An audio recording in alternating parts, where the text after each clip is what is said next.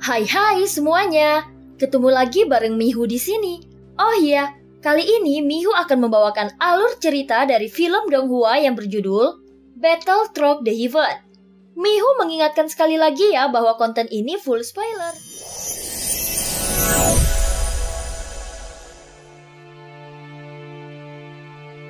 Melanjutkan dari kisah sebelumnya. Sebelumnya Xiaoyan berencana untuk pergi ke lembah empat angin untuk menemukan bagian tubuh tahanan roh.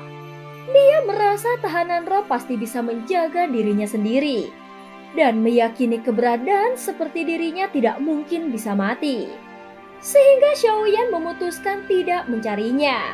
Untuk mengisi waktu selama perjalanan ini, Xiaoyan memutuskan untuk memurnikan pil dari resep lainnya. Dan dia juga berupaya agar hubungannya dengan sosok nomor 7 bisa semakin menjadi baik. Saat akan memurnikan resep pengembalian mimpi, Xiaoyan tiba-tiba mengalami hal aneh. Dia mulai mengingat masa lalunya, seperti ayah, kakak pertama, dan kakak keduanya. Sehingga dia merasakan beberapa hal yang tidak bisa dia mengerti. Sepertinya yang kulupakan bukanlah sesuatu yang biasa, melainkan seseorang yang sangat penting bagiku. Saat ini ekspresi wajah Xiaoyan terlihat dipenuhi perjuangan dan hatinya perih ketika menahan rasa sakit. Hal ini hampir membuat Xiaoyan pusing dan berpikir bahwa dia sama sekali tidak dapat mengingat apapun. Namun sekarang dia hanya tahu bahwa dia telah melupakan orang yang sangat penting di dalam hidupnya. Bagaimana mungkin aku tidak bisa mengingatnya? Aku pernah mengatakan akan selalu mengingatnya. Tetapi kenapa aku bahkan tidak bisa mengingat suaranya? Sambil bergumam Xiaoyan menahan rasa sakit di kepalanya. Seolah-olah dia ingin mengeluarkan isi otaknya. Setelah mengalami rasa sakit ini, tiba-tiba kilatan kejernihan muncul di matanya. Xiaoyan langsung memasukkan jari-jarinya ke dalam daging dan darah di lengannya. Kemudian dia merobeknya. Lengan berdarah itu tampak mengejutkan dan Xiaoyan bisa melihat di tulang tangannya ada sebuah nama, yaitu Chen Xianyuan. Siapa Chen Xianyuan ini? Mengapa aku mengukirnya di tulang tanganku? Dia pasti orang yang penting bagiku. Tetapi mengapa aku tidak dapat mengingat apapun tentangnya? Setelah mengatakan ini semua, rasa sakit yang luar biasa datang dari jantung Xiaoyan. Daging dan darah di lengannya dengan cepat kembali ke keadaan semula. Dia hanya mengetahui namanya. Namun tidak peduli bagaimana dia mencoba mengingatnya, dia tidak akan mengingat apapun. Di tengah rasa sakit yang semakin parah, Xiaoyan akhirnya pingsan.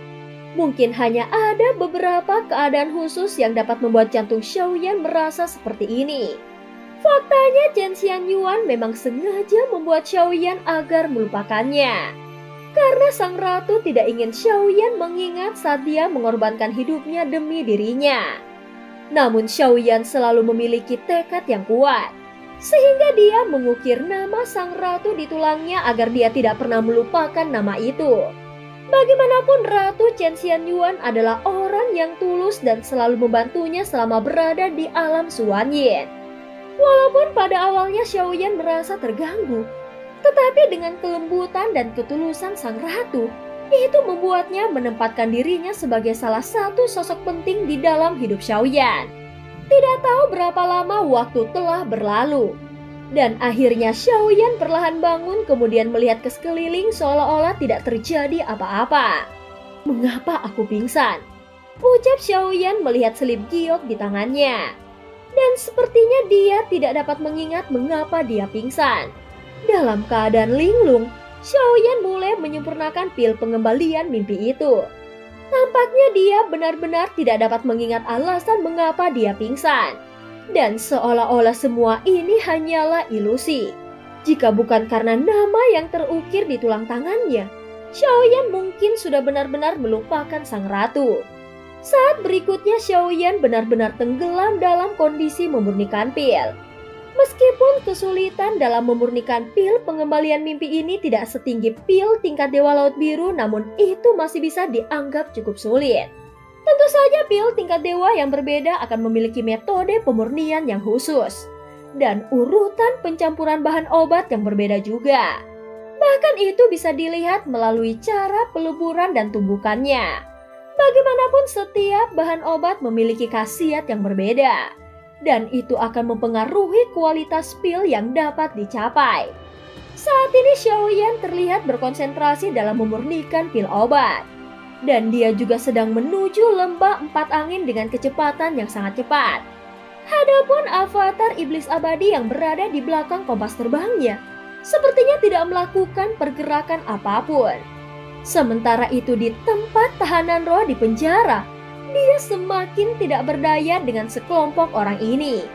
Secara alami, kalian tidak memiliki alasan dan ini tidak masuk akal. Kenapa kalian memperlakukanku seperti ini? Kalian tidak memiliki rasa keadilan dan tidak berperi kemanusiaan. Saat pembunuh 1000 pedang datang, aku akan membiarkannya menebas kalian semua. Pembunuh 1000 pedang pasti sedang mencariku dengan tergesa-gesa dan dia pasti akan menemukanku. Ucap tahanan roh terus mengumpat dan perasaan hatinya sedang tidak baik-baik saja. Namun setiap perlawanan yang coba dilakukannya selalu sia-sia. Jelas sekali bahwa makhluk-makhluk di puncak menara ini sudah membuat persiapan yang sangat baik untuk menghadapinya. Dan ini semua di luar imajinasi tahanan roh. Pada saat ini tubuh tahanan roh tertusuk oleh beberapa rantai besi. Dan kekuatan terlarang yang tak ada habisnya terus menyebar di sepanjang rantai besi tersebut. Sehingga formasi besar di luar menara kristal terus meledak dengan cahaya yang belum pernah terjadi sebelumnya. Seluruh formasi sepertinya menerangi sebagian besar kehampaan di seluruh dunia kuno dewa abadi dan iblis. Sehingga pemandangan itu tampak mengejutkan. Sementara itu seseorang dapat melihat dari puncak lautan alam dewa iblis abadi sebuah penghalang yang sedang diperbaiki. Saat ini ada bayangan indah yang muncul di aula utama. Dan mata indah dari sosok ini sepertinya menyapu menembus kehampaan dan segala sesuatunya dalam sekejap. Tanpa diduga, sekelompok sampah ini benar-benar melakukannya. Dan penghalang dunia yang telah menjadi momok dunia kuno dewa abadi dan iblis selama ribuan tahun ternyata bisa diperbaiki. Aku hanya tidak tahu berapa lama hal ini bisa bertahan. Namun tidak satu pun dari hal-hal ini yang penting jika dibandingkan dengan dirinya. Apa bedanya apakah dunia ini akan binasa atau tidak jika selama itu hanya berlangsung sesaat? Kemudian sosok lainnya berdiri dan menatap ke arah menara kristal. Tubuhnya tinggi dan ramping serta memancarkan keagungan yang tiada tara. Jika Xiaoyan melihatnya, maka dia akan terkejut. Karena sosok ini persis sama seperti dirinya dan hampir tidak dapat dibedakan. Sayangnya tindakan ini masih sia-sia. Namun meski begitu sosok ini masih merasa sangat marah setelah kata-kata itu keluar. Segera sosok wanita melangkah maju dan memeluknya. Melihat wajah cantiknya, ekspresi sosok yang mirip Xiaoyan berubah menjadi merah. Dia tidak tahu apa yang sedang dipikirkan olehnya. Namun sorot matanya tampak kabur dan telapak tangannya sedikit gemetar. Mulut kecil sosok yang mirip Xiaoyan terbuka sedikit dan ada untayan tipis cairan kristal yang keluar. Wajahnya juga terlihat menunjukkan perasaan yang sangat puas. Tetapi sepertinya ada sesuatu yang kurang.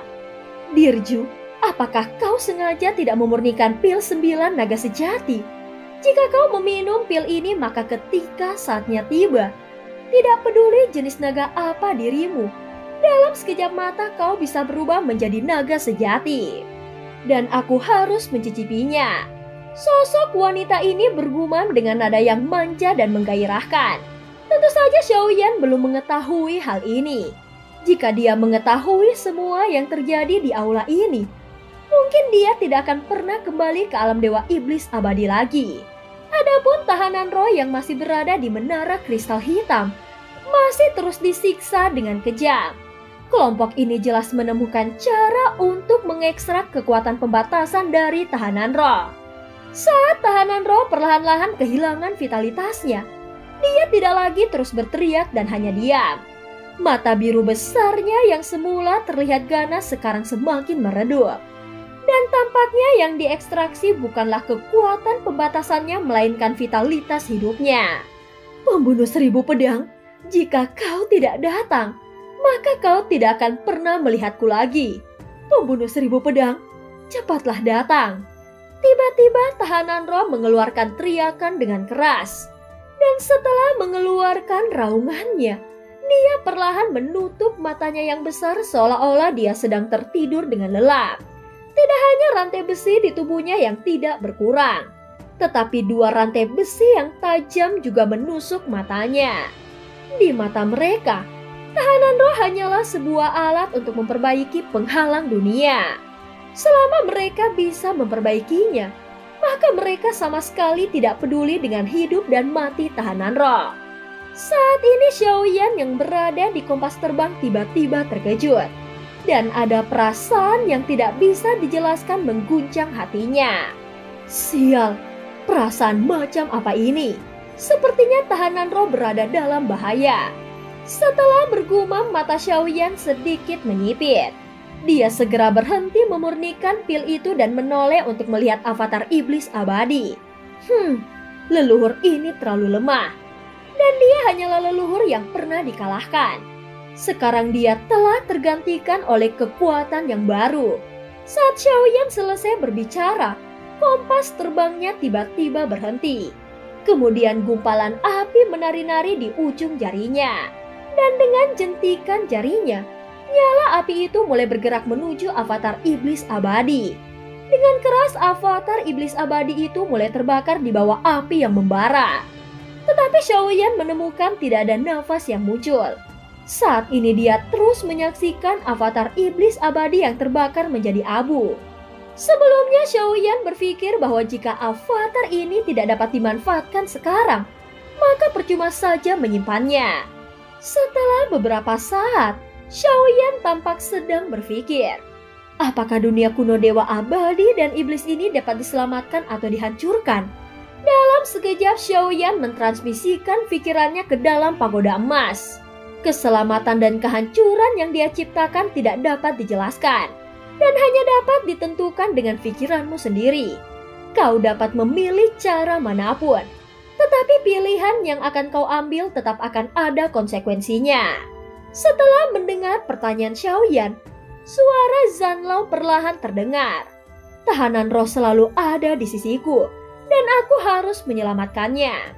Saat ini Xiaoyan memiliki tatapan yang tegas di matanya, kemudian ekspresinya menjadi serius. Dan bahkan tatapannya mengandung aura membunuh yang sangat mengerikan. Pada saat ini tanpa pikir panjang lagi, dia harus bergegas untuk menyelamatkan tahanan roh. Dan cerita pun berakhir. Terima kasih udah dengerin Mihu dari awal sampai akhir ya. Jangan lupa untuk like dan subscribe. Sampai jumpa.